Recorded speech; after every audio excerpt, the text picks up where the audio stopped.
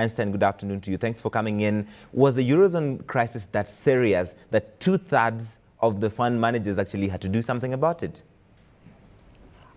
Yes, I think part of the explanation for the reason of the reduction in the offshore exposure has to do with partly the developments prevailing in the Eurozone in terms of the poor economic outlook and the decline in valuations for most of the offshore investments. So there's an element of the actual reduction in the value of the portfolio, but there's also the other element of the fact that our own currency was weakening last year significantly, particularly towards the end of the year.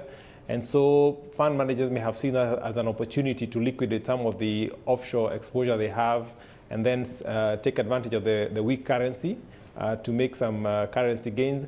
And lastly, there's also the very high interest rates that were prevailing in the fixed income market towards the end of last year.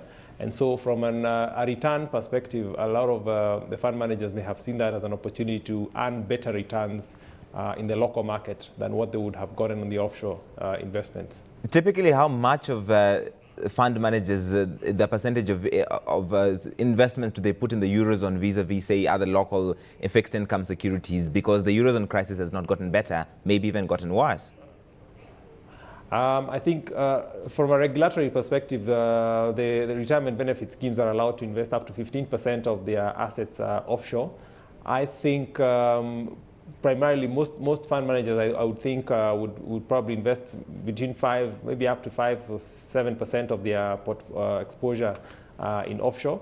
And I think, as you rightly correctly state, the situation in the Eurozone has actually worsened, and probably one would be looking at other investment regions like the emerging markets rather than investing in the Eurozone area specifically. What emerging markets are these? Where are fund managers putting their money right now? I would talk about the Asian markets. You've also got investments like in the BRIC economies. That's Brazil, Russia, India, China. I think those are the ones that I would say would be the investment areas that they'll be looking at. Interest rates and fixed income securities have been both up and down right now, a mixed picture at that point. What does this tell you about the market as a whole? I think it's a reflection really of the level of uncertainty that's prevailing in the economy. On the one hand, you have the reasons why the government, the Monetary Policy Committee, raised interest rates towards the end of last year and have maintained the central bank rate at a level of 18% for the last 6 months and longer. And the fact that inflation has declined, but due to concerns about the currency, the central bank rate has still been maintained at a level of about 18%. So that has therefore created a level of uncertainty as to the exact direction of interest rates. And that's also actually reflected in the Treasury bill and Treasury bond auctions, where participation hasn't been very active. But on the other hand, the government on a temporary basis has been also in a fairly comfortable financial position due to the fact that they've received funds from the syndicated loans. So for now, they're in a comfortable financial position. But the fact that we also have the recent budget with very high and ambitious expenditure components also indicates that at some point the government will also be coming to the market. So there's a level of uncertainty as to the direction of interest rates at the currently. The shilling has recovered significantly from the all-time low of 107 hit in October. So today, around about 83. Do you think this is likely to wipe out any sort of investments fund managers might have had, or any gains they might have expected from a weaker shilling?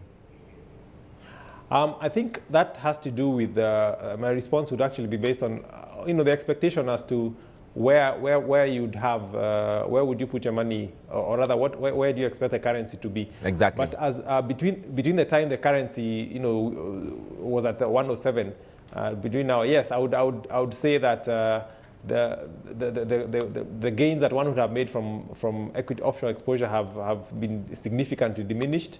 And also concurrently, I think also the euro crisis has actually worsened since then. But I think the fact that from our own economy, we still have a fairly high current account deficit, which fundamentally means that our shilling actually remains vulnerable to weakening unless we are able to increase our export earnings significantly, something that will have to take quite a considerable amount of time. So Right. I would think that our shilling still remains vulnerable to weakening, and I think the market is reflecting that concern, especially if you see the fact that over the last month or so, the shilling has actually weakened to levels of 85, 86, and I think that is a reflection of that concern, that with interest rates declining, a lot of investors have also pulled out their funds, and on a long-term basis, the concern still remains about the long-term performance of the shilling.